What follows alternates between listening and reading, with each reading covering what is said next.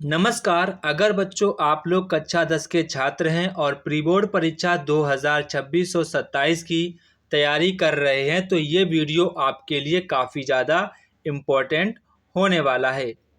बच्चों आज हम आप लोगों के लिए हिंदी विषय के लिए एक इम्पोर्टेंट और न्यू क्वेश्चन पेपर सॉल्व करेंगे जो कि आपके प्री बोर्ड परीक्षा में पूछा जाएगा। बच्चों ये क्वेश्चन पेपर आपका एनसीईआरटी पैटर्न पर आधारित है जो कि बच्चों आपके बोर्ड एग्जाम में पूछा जाएगा। बच्चों हम आप लोगों को हिंदी विषय के केवल और केवल 10 क्वेश्चन पेपर कराएंगे। उसमें मैंने बच्चों आपके हिंदी विषय के जितने भी आपके इम्पोर्टेंट क्वेश्चन बन सकते हैं वो यहाँ पर मैंने सभी के सभी इम्पोर्टेंट क्वेश्चन कवर कर दिए हैं। अगर बच्चों आप लोगों ने इन 10 क्वेश्चन पेपर की अच्छे प्रकार से प्रैक्टिस कर ली तो बच्चों मैं दावे के साथ कह सकता हूं कि आप लोगों के बोर्ड एग्जाम में 65 प्लस मार्क्स 100% आएंगे, क्योंकि यहाँ पर मैंने सभी के सभी इम्पोर्टेंट क्वेश्चन ही रखे हैं। बस आपको इतना अच्छे प्रकार से तैयार कर लेना है, आपके 100% बोर्ड एग्जाम में हिंदी के विषय में 65 प्लस मार्क्स 100% आएंगे। तो बच्चों ये हमारा क्वेश्चन पेपर नंबर 2 है।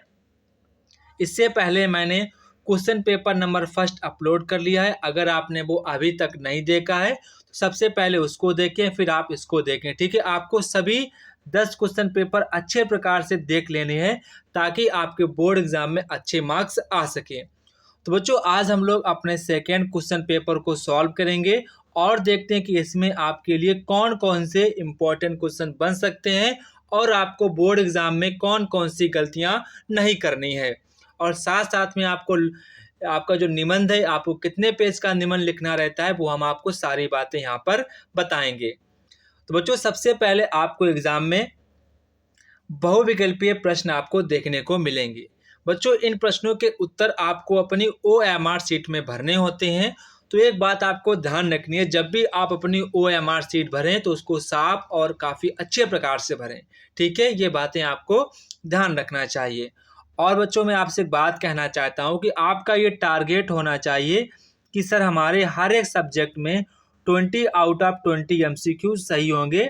सर ये मैं आपसे प्रॉमिस करता हूँ, ये आपका टारगेट होना चाहिए। ठीक है, कि सर मैं अपने बोर्ड एग्जाम में एक भी MCQ गलत नहीं होने दूंगा, मैं सर आपसे प्रॉमिस करता हूँ। तो बच्चों पहले हम लोग क्वेश्चन को पढ़ेंगे, आप सभी लोग अपना आंसर अपने मन में सोच लेंगे। इसके बाद आप लोग मुझे कमेंट बॉक्स में कमेंट करके बताएंगे कि आप पे कितने MCQ सही गए हैं। ठीक है, तो बच्चों यहाँ पर आपका जो पहला क्वेश्चन है, आचार्य रामचंद्र शुक्ल एक प्रसिद्ध है। तो यहाँ पर आपके 4 ऑप्शंस हैं, आप लोग अपना आंसर मन में सोच लेंगे। आचार्य रामचंद्र शुक्ल प्रसिद्ध हैं। तो बच्चों इसका आपका राइट आंसर होगा निबंधकार के रूप में। ठीक है, जिनका बच्चों आंसर सही गया है उनको बहुत ही बढ़िया, उनकी तैयारी अच्छी चल रही है। जिनका आंसर सही नहीं गया वो हताश नहीं होना है, लगातार हमको अपने जीवन में मेहनत करना है, हर एक चीज हम लोग प्राप्त कर सकते हैं। इसके बाद बच्चों आपका सेकंड क्वेश्चन है, लहरों के राजहंस के रचयिता हैं। तो लहरों के राजहंस के रचयिता कौन है? तो बच्चों उसके रचयिता आपके हैं मोहन राकेश। कौन है? मोहन राकेश। इसके बाद क्या भूलूं क्या याद करूं किस विधा की रचना है, वो यहाँ पर आपको बताना है। तो ये बच्चों आपकी है आत्मकथा। क्या है? आत्मकथा। इसके बाद दीपदान एकांकी के लेखक कौन है? इसका बच्चों आपका सही जवाब हो जाएगा राम कुमार वर्मा। क्या हो जाएगा? राम कुमार वर्मा। इसके बाद आपका क्वेश्चन नंबर 5 है, माधुरी इंदु प्रभा क्या है? जो आपको रचना है, माधुरी है, एक आपकी इंदु है कि प्रभा है, ये किस टाइप की रचना है? तो ये बच्चों आपकी पत्रिकाएं हैं। क्या है ये आपकी पत्रिकाएं हैं। इसके बाद आपका क्वेश्चन नंबर 6 है, रसिक प्रिया के रचयिता कौन है? तो बच्चों रसिक प्रिया के आपके जो रचयिता हैं वो बच्चों वो आपके केशव दास हैं। कौन है? केशव दास। इसको आपको ध्यान रखना है, केशव दास। इसके बाद दीपशिखा के रचयिता कौन है? तो दीपशिखा के रचयिता महादेवी वर्मा जी हैं। कौन है? महादेवी वर्मा। इसके बाद आपका क्वेश्चन नंबर नेक्स्ट है, प्रगतिवादी कवि हैं। तो प्रगतिवादी कौन कवि है? तो वे आपके हैं त्रिलोचन। कौन है? त्रिलोचन। लोचन। तो यहाँ पर आपका ऑप्शन नंबर सी वाला करेक्ट आंसर हो जाएगा। इसके बाद यहाँ पर आपका क्वेश्चन नंबर 9 है, राम नरेश त्रिपाठी की रचना कौन सी है, वो यहाँ पर आपको बताना है। तो बच्चों ये क्वेश्चन काफ़ी ज़्यादा इम्पोर्टेंट है। राम नरेश जी की जो रचना है, पथिक भी है, आपकी बीवाली भी है, स्वप्न भी है, यानी कि सभी उनकी रचनाएं थी, जिसको आपको ध्यान रखना है। इसके बाद आंगन के पार द्वार के रचयिता कौन है? तो आंगन के पार द्वार के रचयिता बच्चों आपके हैं अज्ञेय जी। कौन है? अज्ञेय जी। तो इसको आपको ध्यान रखना है, काफ़ी ज़्यादा ये इम्पोर्टेंट रचना है, इसको आपको ध्यान रखना है। इसके बाद आपका नेक्स्ट क्वेश्चन है, पुनि पुनि मुनि उकसही अकुलाही देखी दशा हर गुण मुस्काई।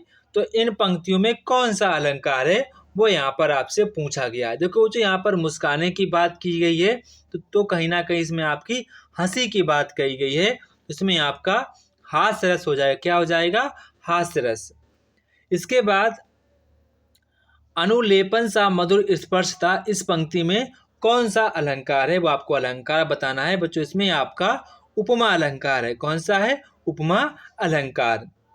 इसके बाद आपका क्वेश्चन नंबर नेक्स्ट है, सोरठा छंद में कितनी मात्राएं होती हैं? तो बच्चों सोरठा छंद में बच्चों आपकी यहाँ पर कुल कितनी मात्राएं होती हैं? तो आपको पता है 24 होती हैं, तो इसको हम ऐड करेंगे तो आपकी 48 मात्राएं कुल होती हैं। आपको ध्यान रखना है, कई बार इसका आंसर बच्चों आप लोग इसका आंसर 24 लगा देंगे, मुझे 100% पता है, पर यहाँ पर आप एक यहाँ पर वर्ड लिखा है कुल। ठीक है, क्या लिखा है? कुल। तो कुल का मतलब क्या हो जाएगा? कुल कितनी मात्रा, मतलब कि आपको उसमें ऐड करना है। ठीक है, ये आपको ध्यान रखना है।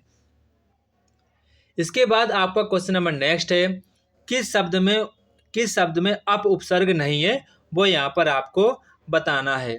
ठीक है, किस शब्द में उपसर्ग मतलब कि आपका अप नहीं है, तो यहाँ पर आपका हो जाएगा अपनापन। ठीक है, अपनापन में बच्चों आपका यहाँ पर उपसर्ग अप नहीं है। ठीक है, ये आपको ध्यान रखना है।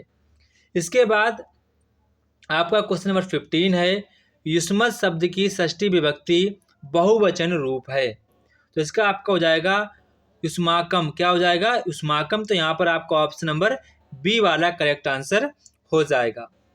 इसके बाद आपका क्वेश्चन नंबर 16 है, कौन सा समास समाहार का बोध करता है? तो ऐसा आपका कौन सा समास जिसमें बच्चों आपका समाहार का बोध होता है? तो बच्चों आपका अलंकार है, आपका यहाँ पर है द्विगु अलंकार। ठीक है, तो यहाँ पर आपका ऑप्शन नंबर बी वाला करेक्ट आंसर हो जाएगा। इसके बाद आग का पर्यायवाची है, तो अग्नि भी होता है, अनल भी होता है, पावक भी होता है, तो इसका आपका आंसर हो जाएगा ये सभी। क्या हो जाएगा? ये सभी आपका सही जवाब हो जाएगा। इसके बाद आपका क्वेश्चन नंबर 18 है। क्वेश्चन नंबर 18 यहाँ पर आपसे कह रहे हैं कि निम्नलिखित में से सिंपल वाक्य कौन सा, वो यहाँ पर आपको बताना है। तो यहाँ पर देखो ज्यों त्यों की बात की गई, तो ये आपका होगा नहीं। यहाँ पर की लगा, तो ये आपका होगा नहीं। ठीक है, इसके बाद देखो यहाँ पर कह रहे हैं पंख वाले चींटे या दीमक वर्षा के दिनों में निकलते हैं, तो ये आपका सिंपल वाक्य है, तो यहाँ पर आपका ऑप्शन नंबर सी वाला करेक्ट आंसर हो जाएगा। इसके बाद आपका क्वेश्चन नंबर नेक्स्ट है, लेखिका द्वारा यहाँ बहुत सी खूबसूरती से साधारण लड़की से असाधारण बनने के प्रभाविक पड़ावों को प्रकट किया गया है। इस वाक्य में आपको वाच्य भेद का एग्जाम्पल बताना है कि किस टाइप का ये आपका वाक्य है, वो यहाँ पर आपको बताना है।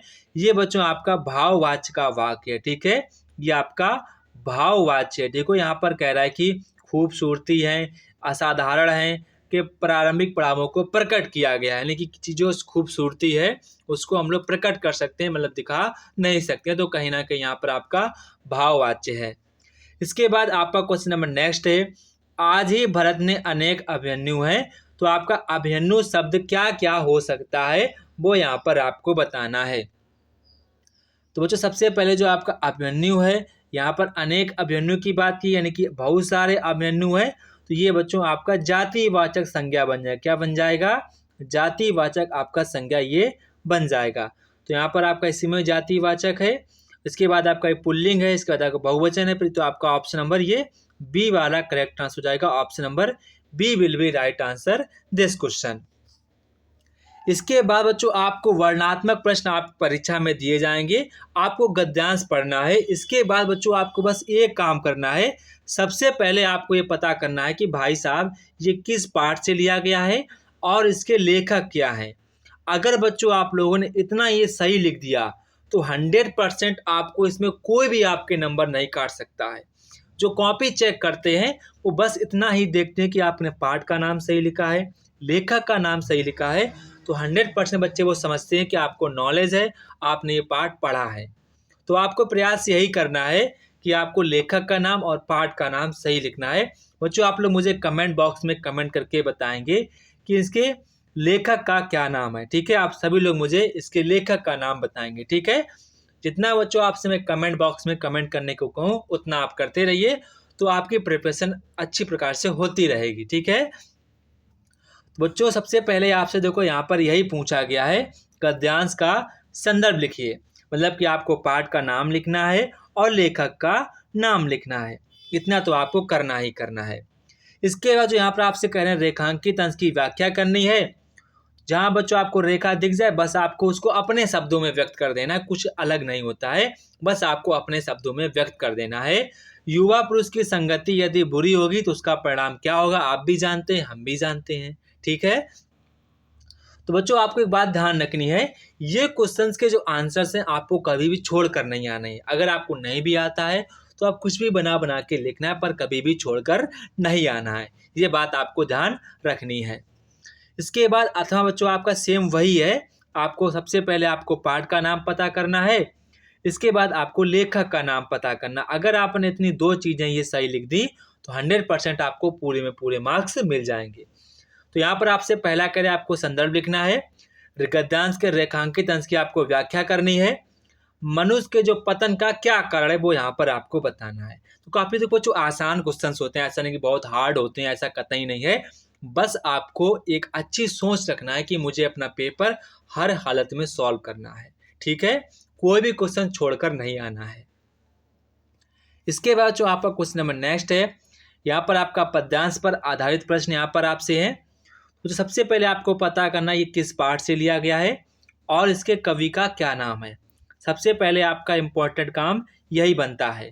ठीक है, आप लोग पाठ का नाम बताएंगे और कवि का नाम मुझे कमेंट बॉक्स में कमेंट करके बताएंगे। जिस बच्चे का आंसर सही होगा उस बच्चे के आंसर को मैं पिन कर दूंगा। ठीक है, तो यहाँ पर आपसे कह रहे हैं कि संदर्भ लिखिए। इसके बाद आपसे कह रहे हैं कि रेखांकित अंश की व्याख्या करनी है। इसके बाद जगतु जानेओ जिनी सकल में अलंकार में आपको बताना कौन सा अलंकार है। तो इसमें बच्चों आपका अनुप्रास अलंकार है। ठीक है, अनुप्रास अलंकार है। इसके बाद आपसे क्वेश्चन नंबर नेक्स्ट कह रहे हैं अथवा में कह रहे हैं कि यहाँ पर आपको पहले इसका संदर्भ लिखना है, फिर आपको रेखांकित अंश की व्याख्या करना है। कवि के उर में क्या है, उर माने होता है हृदय, हृदय में उसके क्या है वो यहाँ पर आपको बताना है। ठीक है, इसके बाद जो आपका यहाँ पर दिए गए संस्कृत गद्यांशों में से किसी एक का आपको संदर्भ सहित आपको हिंदी में अनुवाद करना है। बच्चों यहाँ पर आपको जो आसान लगे हमेशा आपको बोर्ड एग्जाम में वही वाला करना है। ठीक है, ये आपको बात ध्यान रखनी है। सबसे पहले आपको पता करना है किस पाठ से लिया। अगर आपने इतना सही लिख दिया, पाठ का नाम सही लिख दिया तो 100% आपको पूरा सही मिल जाएगा, पूरे आपको नंबर मिल जाएंगे। और बच्चों अगर आपको एग्जाम में कभी कभार नहीं भी आता है तो आप बना बना के लिखना, पर छोड़ कर नहीं आना है, इतना आपको बात ध्यान रखना है। ठीक है, वैसे बच्चों आप शुरुआत के 3 या 4 पार्टों को अच्छे प्रकार से पढ़ लेना, आपका 100% उसी में से फंस जाएगा। ठीक है, तो बच्चों यहाँ पर आप किसी एक का यहाँ पर आपको हिंदी में अनुवाद करना है और साथ साथ में आपको संदर्भ भी लिखना है। ठीक है, मतलब किस पाठ से लिया गया। ठीक है, इसके बच्चों आपको निम्न में से संस्कृत पद्यांशों में से किसी एक का आपको संदर्भ सहित आपको हिंदी में अनुवाद करना है। तो बच्चों यहाँ पर आपको श्लोक दिया गया है तो आपको श्लोक का हिंदी में अनुवाद करना है। तो बच्चों यहाँ पर आपको सबसे पहले आपको पाठ का नाम बताना है कि प्रस्तुत गद्यांश हमारे पाठ पुस्तक हिंदी के इस पाठ से लिया गया है।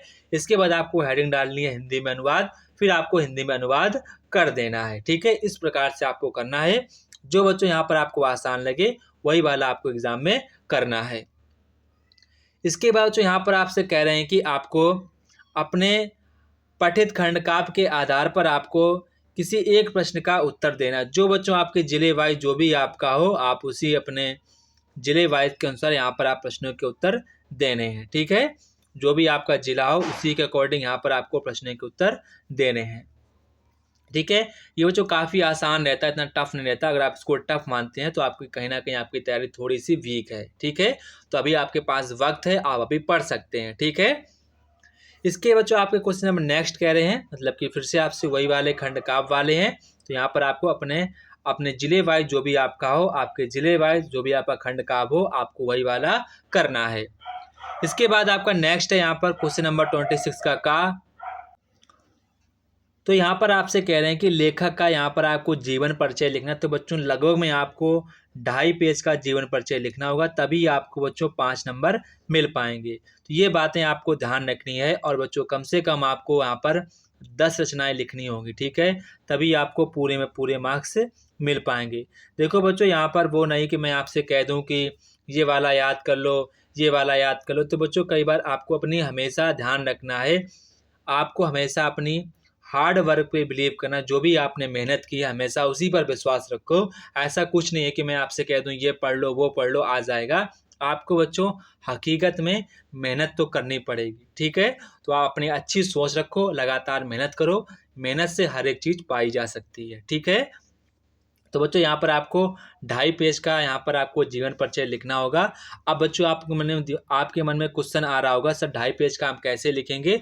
तो बच्चों आपको हेडिंग बना बना के लिखना है। ठीक है, सबसे पहले आपको लिखना होगा जीवन परिचय, फिर आपको लिखना होगा साहित्य में मतलब कि रचनाएं डालना होगा, फिर आपको डालना होगा मतलब कि जो उनकी नाटक वगैरह हैं, जो उनकी रचनाएं हैं, फिर आपको लास्ट में डालना होगा साहित्य में स्थान। फिर आप बच्चों इससे पहले आप लोग यहाँ पर एक सूक्ष्म अवलोकन भी पहले लिख सकते हैं। ठीक है, सूक्ष्म अवलोकन मतलब कि एक शॉर्ट फॉर्म में आप लिख देंगे, नाम लिखेंगे, पिता का नाम, माता का नाम, जन्म स्थान, जन्म, मृत्यु। ठीक, इतना आपको सूक्ष्म अवलोकन लिख देना है। फिर आपको हेडिंग डालनी जीवन परिचय, फिर बच्चों आपको उसको विस्तार से लिख देना है। फिर आपको हेडिंग डालनी रचनाएं, फिर आपको लिख देना है। फिर आपको हेडिंग डालनी साहित्य में स्थान कि उन्होंने साहित्य में क्या योगदान दिया है, फिर आपको बना बना कर लिख देना। ऐसे आपके 2.5 पेज जल्दी भर जाएंगे। ठीक है, तो ऐसे आपको लिखना है, ये आपको ध्यान रखना है। इसी प्रकार बच्चों आपको यहाँ पर कवि के जीवन परिचय लिखने हैं। सूरदास हैं, बिहारी हैं, रामदास त्रिपाठी हैं। यहाँ पर आपको किसी एक कवि का जीवन परिचय आपको लिखना है। इसके बाद जो यहाँ पर आपसे कह रहे हैं कि अपने पाठ पुस्तक में से किन्हीं 2 लाइन का यहाँ पर आपको श्लोक लिखना जो इस पत्र में ना आया हो। इसके बाद यहाँ पर आपसे कहने के परिवार में आयोजित विवाहोत्सव है के कारण विद्यालय में आपको अपने प्रधानाचार्य जी को पत्र लिखना कि भाई साहब छुट्टी चाहिए, मेरे घर में शादी है। अथवा मैं आपसे कह रहे हैं अपने जन्मदिन पर मित्र को आपको भेजे गए उपहार के लिए धन्यवाद पत्र लिखना है कि जैसे कि आपका दोस्त था, ठीक है, तो आपका बर्थडे था, तो आपके दोस्त ने आपको एक घड़ी गिफ्ट कर दी टच वाली। ठीक है, तो आप बहुत खुश हो गए। तो इसी में आपको अपने मित्र को धन्यवाद पत्र लिखना है, वो काफ़ी आपसे दूर रहता है। ठीक है, इसके बच्चों यहाँ पर आपसे कह रहे हैं कि आपको निम्नलिखित में से किन्हीं 2 प्रश्नों के उत्तर देने हैं। आपको संस्कृत भाषा में उत्तर दें। तो बच्चों काफ़ी आसान होते हैं, आप किन्हीं 2 प्रश्नों के उत्तर यहाँ पर आप दे सकते हैं। ठीक है, इसके बाद जो यहाँ पर आपसे लास्ट क्वेश्चन आपका रहेगा, निम्नलिखित में से किसी एक विषय पर आपको निबंध लिखना है। बच्चों जब भी आप निबंध लिखें तो आपको हमेशा बात ध्यान रखनी है कि निबंध बच्चों हमेशा हेडिंग बना के लिखना। पहली बात तो ये आप ध्यान रखेंगे। ठीक है, हेडिंग बना बना कर लिखना है। दूसरी बच्चों बात यह है कि आपको निबंध हमेशा वही वाला लिखना है जिस पर आप अधिक से अधिक हेडिंग बना सकें। ठीक है, जिस पर आप खूब सारी हेडिंग बना सकें तो आपको हमेशा वही वाला निबंध चूज करना है। जैसे कि अगर मैं क्लास 10th में होता तो बच्चों यहाँ पर मैं यातायात की समस्याएं और समाधान वाला चूज करता, क्योंकि इस पर मैं बहुत सारी हेडिंग बना सकता हूँ, बहुत सारी इस पर हेडिंग बन सकती है और आपकी जल्दी पेजिंग हो जाएगी और आप जल्दी से लिख भी पाएंगे। तो हमेशा बच्चों निबंध वही वाला चूज करना है बोर्ड एग्जाम में जिस पर आप अधिक से अधिक हेडिंग बना सको, क्योंकि जितनी ज़्यादा आपकी हेडिंग होगी उतनी जल्दी आपकी पेजिंग हो जाएगी। तो ये बातें आपको ध्यान रखनी है, तभी आपके बोर्ड एग्जाम में अच्छे मार्क्स आ सकते हैं। और बच्चों आपको एक बात ध्यान रखनी है, आपको हिंदी के पेपर में थोड़ा सा स्पीड बनाकर लिखना होगा। ठीक है, ये बात अब बच्चों आप लोग याद रखेंगे। तो बच्चों आज हमारा इस सेकेंड क्वेश्चन पेपर आपको कैसा लगा आप लोग मुझे कमेंट बॉक्स में कमेंट करके बताएंगे। इसके बाद बच्चों आपका क्वेश्चन नंबर 3 आएगा, फिर 4th, फिर 5th, फिर 6th आएगा, फिर आपका 7th, फिर आपका 8th, फिर आपका 9th, फिर आपका 10th। ऐसे आपके बच्चों 10 क्वेश्चन पेपर अपलोड किए जाएंगे, जिसमें बच्चों आपके बोर्ड एग्जाम के सभी इंपॉर्टेंट क्वेश्चन कवर हो जाएंगे और आपको अलग से किसी भी क्वेश्चन को तैयार करने की आवश्यकता नहीं पड़ेगी। तो जय हिंद बच्चों, फिर मिलते हैं अपने नेक्स्ट वीडियो में। तब तक कि आप सभी बच्चों को जय हिंद बच्चों। आप लोग मुझे कमेंट बॉक्स में कमेंट करके बताएंगे कि आपको पेपर ये कैसा लगा।